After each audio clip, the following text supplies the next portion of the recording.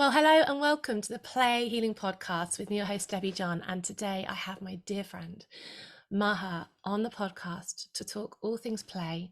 She's the most incredible play practitioner. She's a play therapist. She works with infants all the way up and whole parent families. And she's also been working with trauma.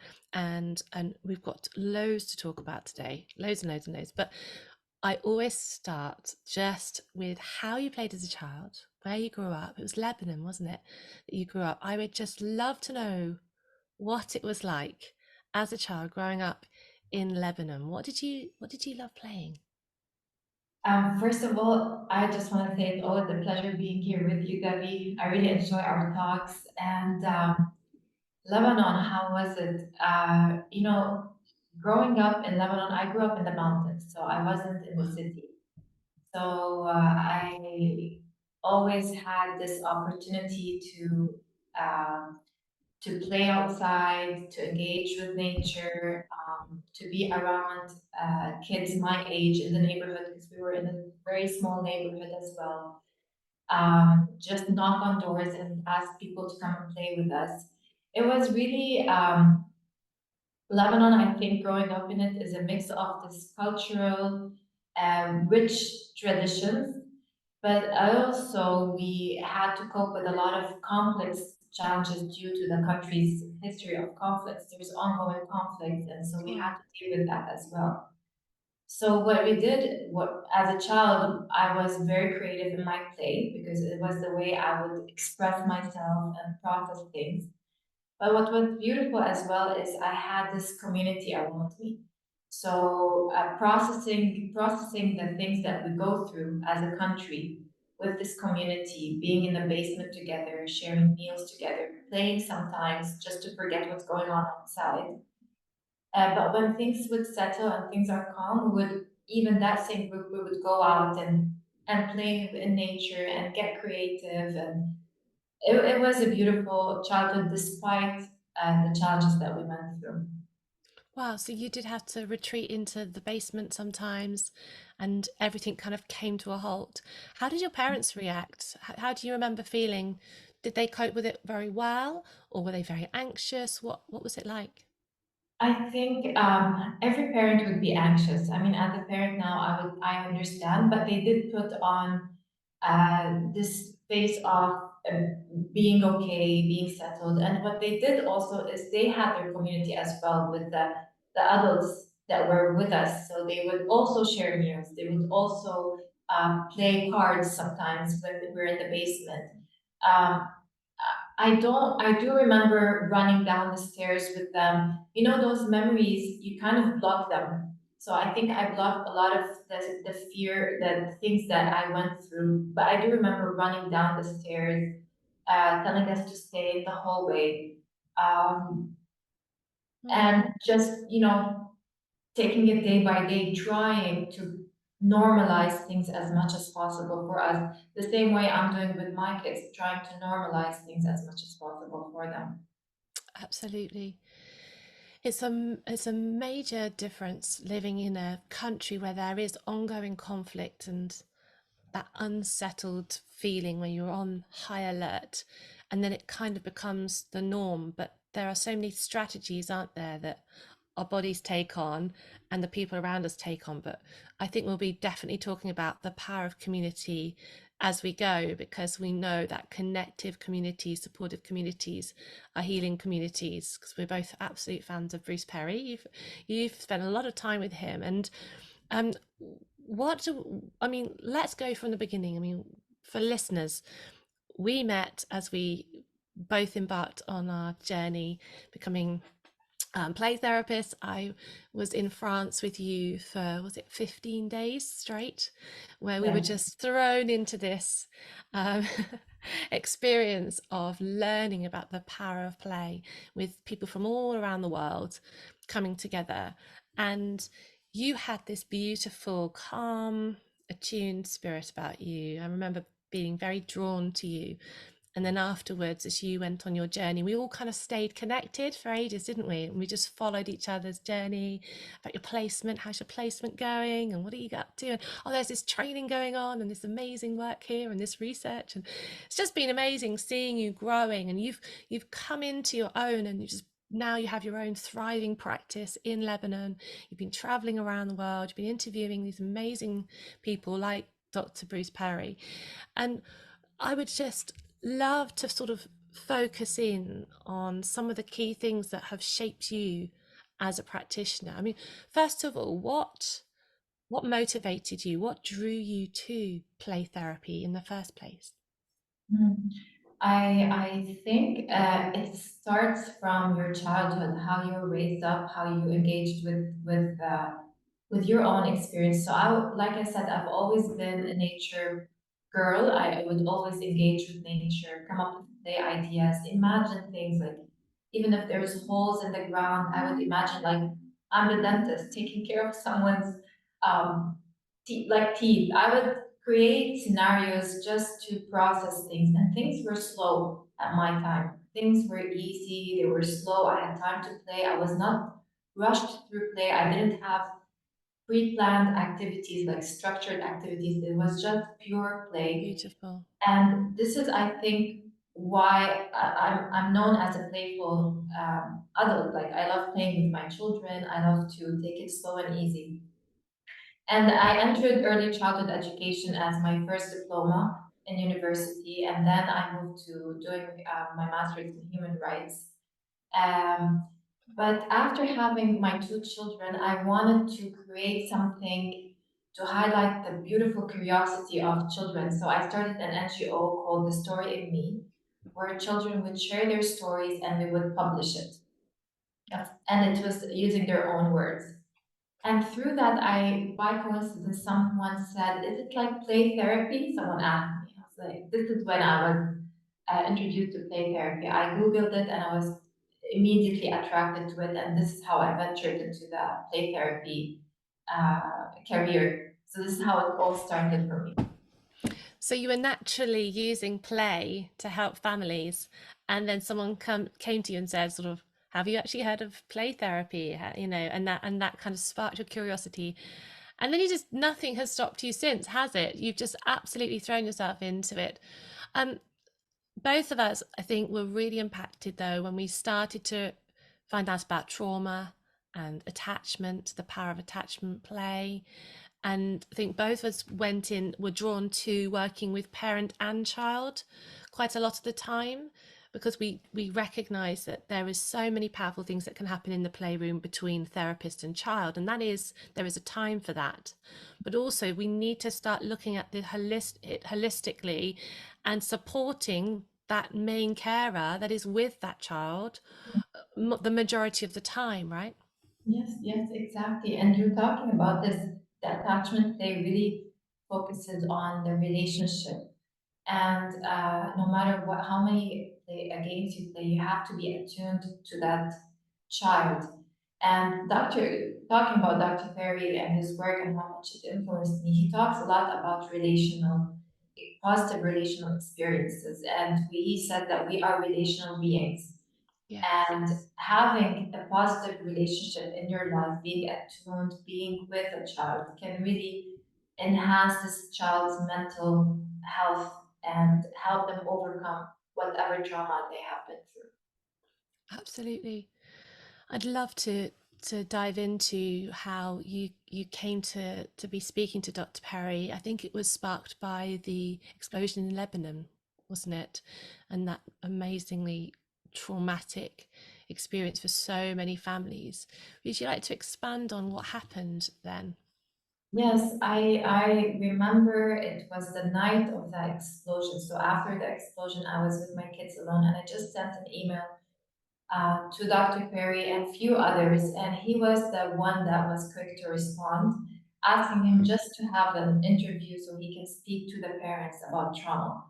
So Mm, this is how it happened. He met with me, we spoke briefly, and he was right there offering his guidance and support, contributing and offering support to the Lebanese community and how they can overcome this trauma.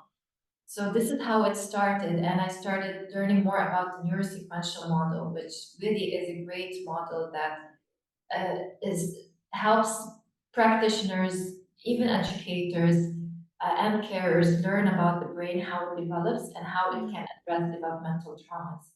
So like that bottom up approach. Yes. Mhm. Would you Mhm. like to just simply explain it to parents? 'Cause I think they're going to find it really interesting, that model. Yes, it's I'm going to simplify it as much as possible. Basically, it's from the name, the neurosequential model. It emphasizes that the brain works in a sequential and hierarchical way, and Yeah. it highlights that it's really important to address developmental trauma in the order they occur.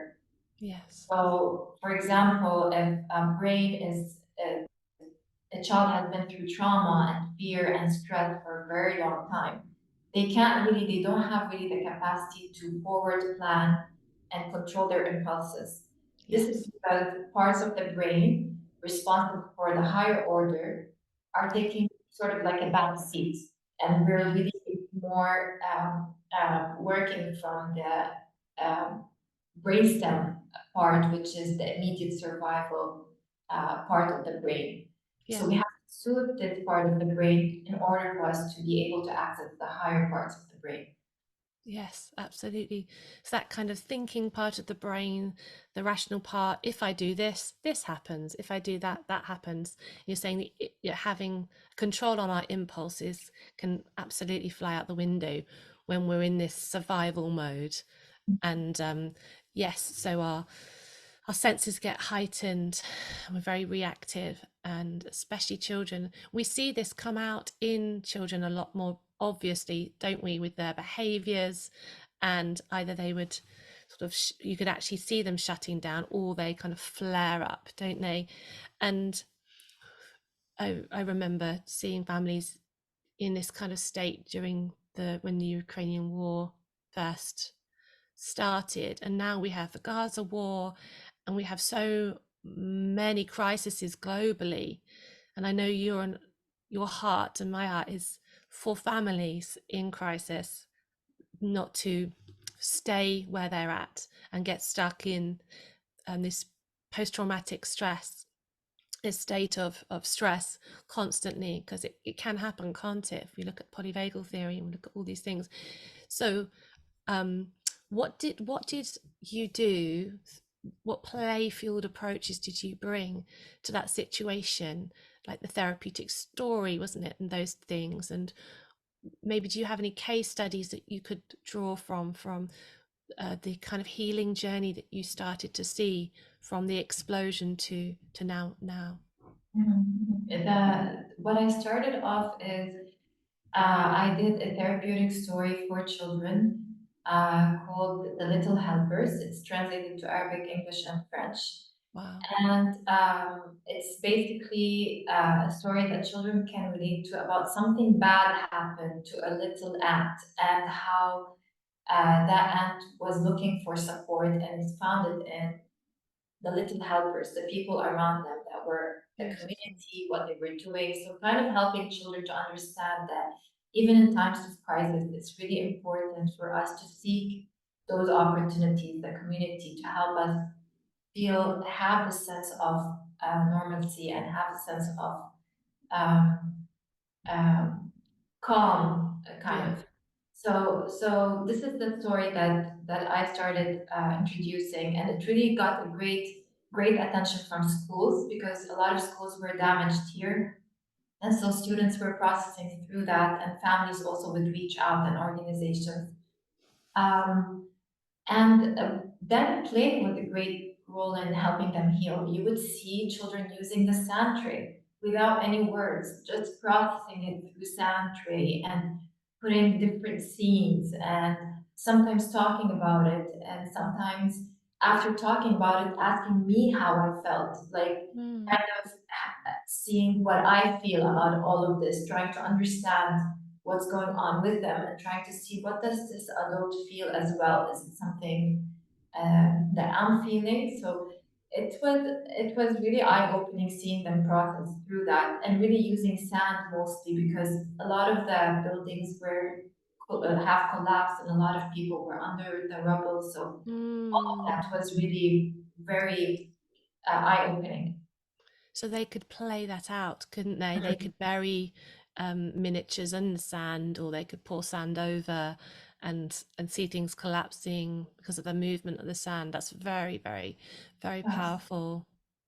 Yes, and sometimes having a happy ending just so Mm. that because this is what they want. They want the people to Mm. be still alive. They want the people to be okay. And so processing things in their own way at their own pace and repeating it day after day, just to process what's happening. And this is all somatosensory, rhythmic way of processing things.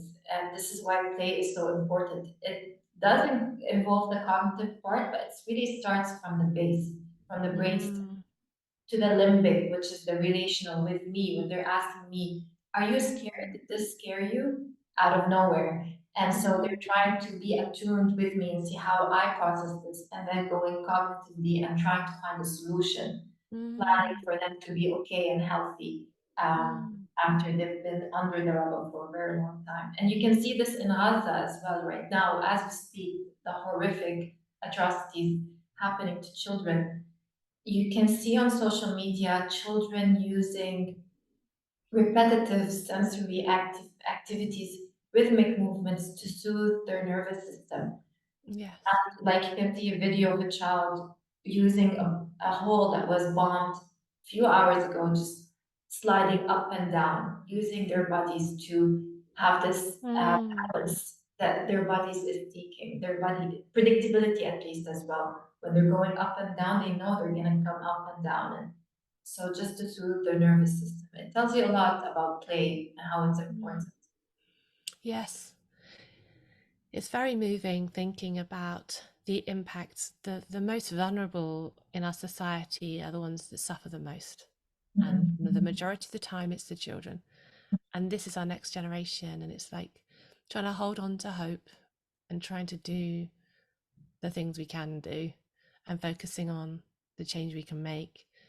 But those images are powerful. And I remember one of the most powerful things when I was meeting families who had been displaced from the Ukraine.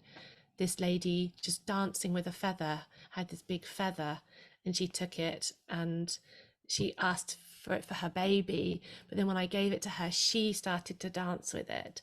And then I danced with her, and we were doing this dance in the middle of this kind of refugee center. And it's like moving and that our bodies need to move. We're not made to be rigid and stiff. And I think that's one of the signs, isn't it, that we need to look out for when our children, or we're working with children, um, to see if there's any kind of rigidity there, because that's the kind of opposite to play and a Mhm. movement and creativity and curiosity. What have you seen helps with that? You mentioned sliding and maybe working with balls and throwing balls and movement and dance and rhythms. What else have you found really helps children to start to move again, to start to feel again?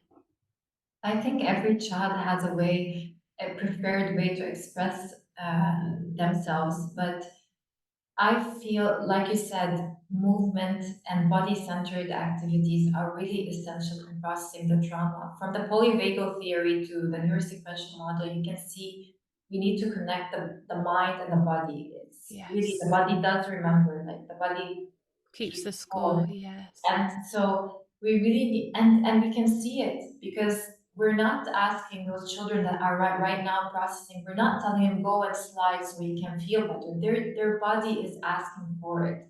Once it has this Absolutely. capacity to see safety, you know. Yes. And so exactly, and this is the polyvagal talks about those glimmers, you know, those small Mm. opportunities, small windows of joy that you can see to help your nervous system adapt. And The people are doing it without voluntary, like without anyone asking them to do it. For example, I'll give you an example that it's not as horrific as what's going on now, but I'll give you an example. Maybe the audience can also connect with like the Notre Dame um, uh, incident that what happened. People, no one told them that you should chant and pray to process something that made you feel upset. But you saw a group of people standing and chanting and praying. Mm, And this is all really sensory things. mm, And and rituals, they do, people seek rituals and all of this. And so it's really important to keep that in mind, that when things are so traumatizing, we really need to look at what the body needs, respect the culture, what the culture usually does, the rituals that they do. And this is something Dr. Perry talks a lot about: respect, make it relevant and rhythmic and yeah, repetitive. And so yes. people seek all of this to heal. This is how the interventions should be. Absolutely. There's so many themes coming out there. I think one to just really draw listeners to is the fact that it takes time, and bit by bit. The healing process isn't just like bing, you're healed. I believe the healing process is a lifelong journey, but the steps towards that need to be sensitively, and you've got that attuned adult there holding space, allowing the child to process in their own way. And I think you and I, with the experience in the playroom, every session was so different. You could never predict what would happen. Even with the same child, after 20 sessions, you would still never know what would take place, and you had to be open to every eventuality and every, because they are coming with a new set of experiences from that week, or and we can then relate that to, as parents, going with the flow, pausing, playing, connecting. But this beautiful thing you're talking about, connecting with the body, that body brain disconnect that can so often happen. I know as a young parent, I was so anxious I couldn't really attune to my children a lot of the time, because I was so caught up in the stress, and living in this kind of heightened state rather than being grounded and present. And it's are there things that you find that you would encourage us as parents to do that can just make such a difference to the children around us? I think that today's world is very fast paced and everything has to be quick. Even when you order food, it comes straight to your doorstep. Everything is quick, Mm. quick. And I feel that, like I said, like my childhood was really different in terms that things were slow. I remember my childhood as a slow childhood. Till now, everything is very quick for kids. They even expect, they don't have this, some of them, I'm not going to generalize, but there is this need to, sometimes I find in my own kids that patience is not really there because everything around them is like going on so quickly. So just, I love your idea of pause, play, connect, just slowing down things, not over scheduling activities, and Mm. just being, enjoying the company of your kids. Just enjoy walking down the street and having a chat. Or all of this really is important now because it is also part of the co-regulation that we always talk about, just pausing so they can pause, connecting with them so they can connect with us, and playing with them. I Mm. think this is the main thing that I want to highlight that we're lacking these days. Yes. It's amazing, isn't it? If we can pause and be calm in front of our children, they see mummy's calm, so it's okay. If mummy's okay, I can be okay. Or if mummy's okay with me being angry and can hold that, and still love me, that's then I can recover quicker. It's all these kind of things where you're that modeling part of safety, aren't you? And that's beautiful to hear that it resonates so much with you. And as practitioners, we had to learn, didn't we, to slow down and just observe and not work out exactly what they're doing, or exactly, Exactly. you know, this picture means this, or when they put a miniature here in the sand, it means that. You want to know all the answers, don't you? As a parent, as an educator from that kind of background, you want to be able to fix it quickly. You know, Mhm. that's one of the hardest things as a therapist is to go at the client's pace and not Mhm. rush them through and think, right, there you go, done it. I'm a great therapist because you're all fixed and it's all good. See you later. You know, it's trying to understand that if Mhm. we rush things, we're actually can possibly harming and hurting the process Mhm. and slowing it down in the Mhm. long term. So it's very, very, very, very interesting and still a journey that I'm discovering and navigating.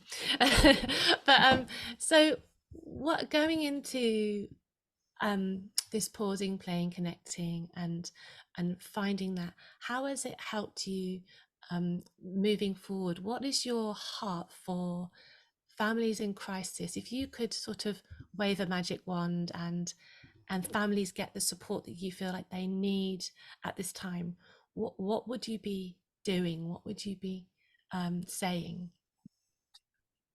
Wow, I think what I would be saying is exactly what you were just mentioning right now, the need to regulate, which is, I think, really works into the pause, play, connect as well, is regulate, which is really pausing and connecting with the child, Mm, uh, relate to what's going on with the child, respecting also the child's emotions and the experiences that they have went through and how they've processed it. And and then seek reasoning. I know that this is the 3 R's. I'm very impacted by Dr. Perry's work because I've seen the changes mm, with the children I work with. Reasoning is really important. Cognitive interventions are so important, but not before we relate and regulate the children. So yes. really letting parents understand this. I'm actually working right now on a guide that talks about the neurosequential model and the polyvagal theory, and giving examples for children in hostage so that teachers and therapists can use those theories to really understand the children and how they can help them. And so, Beautiful. yeah, so really working on body centered activities and how we can regulate, relate, and reason to help them through the treatments. That's so, so powerful. That would be such a powerful resource because it's so hard as we, like you say, you only have a certain amount of hours in the day. And as a play therapist, you get lots of people saying, can you work with my child? Can you work with my child? And once you take on a certain amount of clients, then you can't take any more on. But we've got thousands of families suffering right now, millions of families suffering right now. So creating a guide like that of just some initial steps, initial activities that they can do that will help them to regulate, that sounds really, really powerful. I can't wait to hear how that goes. And what would you do if you could go into schools more? What would you change about the education system right now? Because there's quite a lot of rigidity I find in Mhm. the education system, and that's actually, I think, harms their ability to learn. What about your experience and ideas around that? I feel, I mean, I can talk from my perspective here in Lebanon. I feel that kids are. It's really a lot to see kids coming back with a lot of homework. I mean, me as an adult, working all Mm, day and then coming back home and to be expected to work again with 100% attention, 100% commitment is a lot. So how can we expect that from children? I just feel I wish that school systems would just slow down. I know they have a lot of material they want to cover, but really changing that perspective and looking at neuroscience, that what really works for the child is just first the emotional well-being of the child, and second prioritizing play and a bit of self, like free time for them to process everything they've learned through the day, mm, having time for them to just relax at home with less homework. This is what I hope the education system would do here. That sounds really important. That time to decompress from the day. Um, I know that with my kids, I knew as because I was teaching the amount of pressure the children were under in the daytime to right, do this, now we're on to this, now we're on to this, now you need to sit here, now you need to come to the carpet. Now this they had a couple of play times where they could let off steam, but they weren't very long, relatively speaking, especially for the age of the children. And so I knew when they came home, if I tried to get them to do their homework straight away, it would take twice as long, and you'd often have sort of some kind of conflict going on or resistance to it. But if you take the other approach and you pause and you play and you connect and you give them food and you give them attention, you give them time for themselves to do whatever they want to do. It's their free time. I normally give my kids about an hour of just, I have no expectations on them for that hour. I just want them to look after themselves, make sure you've eaten something. and and then they will now, my kids are a bit older, but they then gravitate and they start their homework when they're ready to, and then they go for it. So I totally agree that we should be careful, and for the younger children, absolutely, we are putting high expectations on children at such young ages when they are so at such different developmental stages that it really impact them in negative ways. They're not feeling good enough. They're not, if they don't do their homework because they're actually doing some amazing, they're working really hard in their sport, or they're actually helping their grandma because she's sick, or other things like that, or they don't have a computer and everybody else does.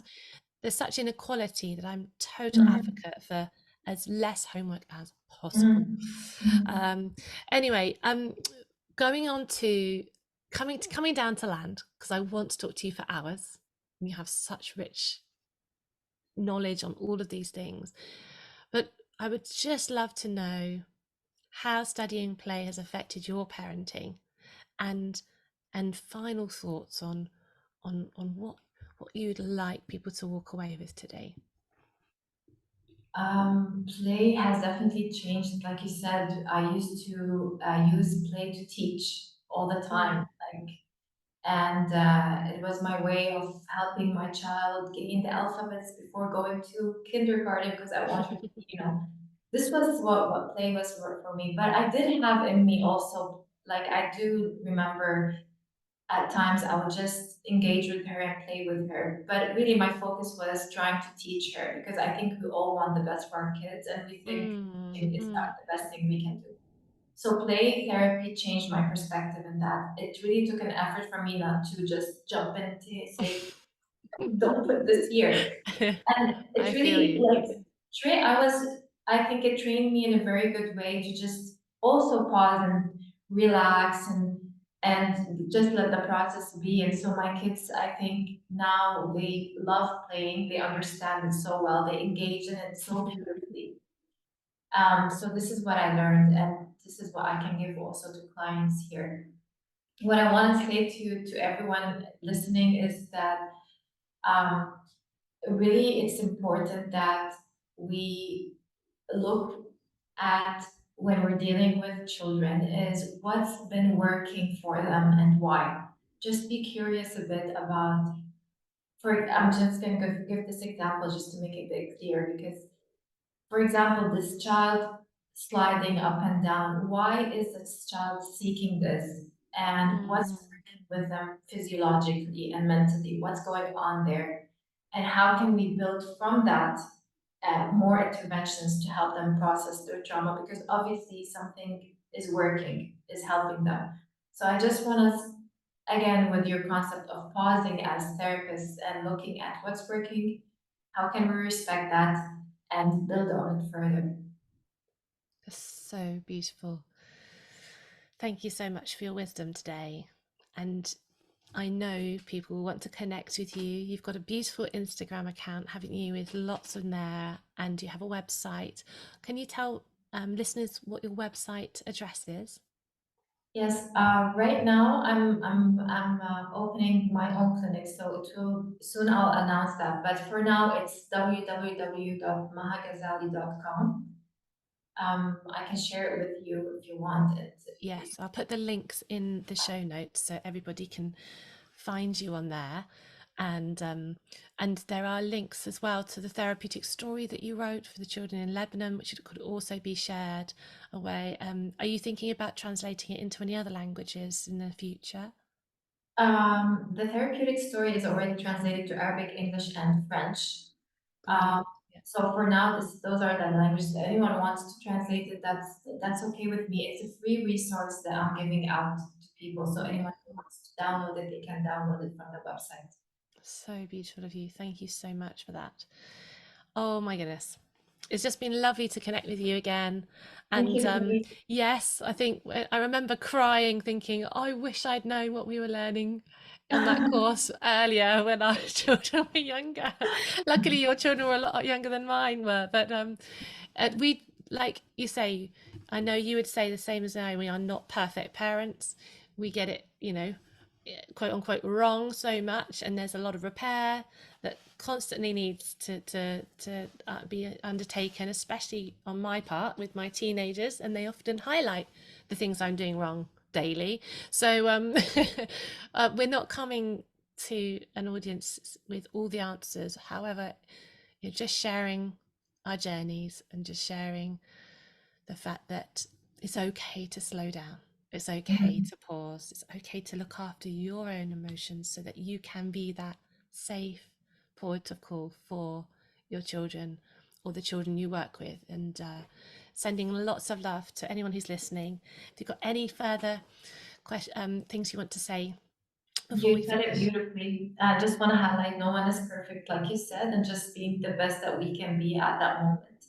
I love that how he ended it because really we're not aiming to be perfect, just aiming to understand um, ourselves and the children that we are connecting with.